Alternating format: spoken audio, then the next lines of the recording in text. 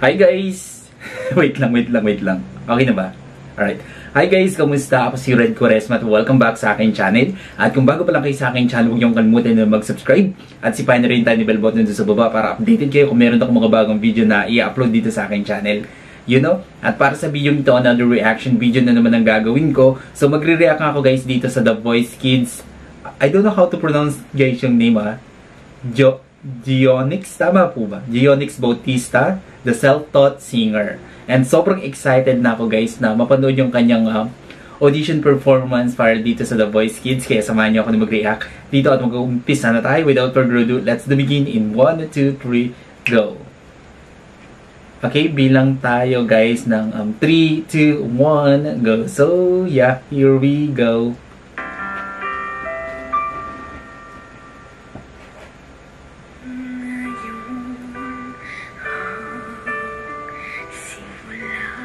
Ganda ng boses ha.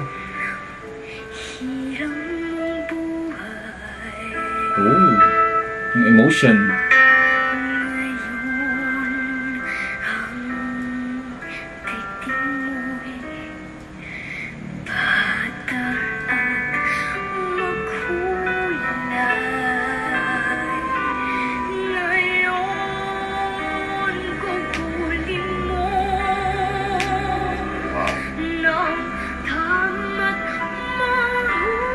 Grabe yung emotion ng bata nung pag kumakanta siya, no?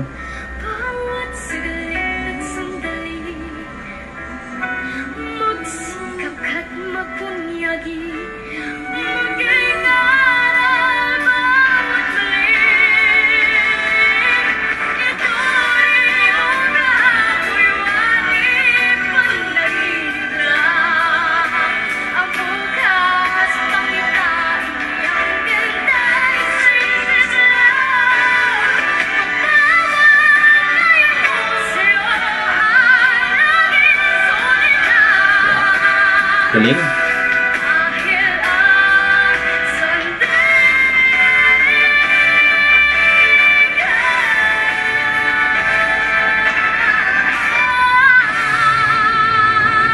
No way! Ikot kayo!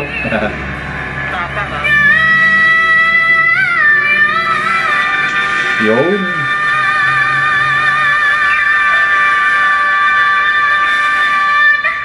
Galing ng bata, no? Ang ganda ng voice tone niya, no?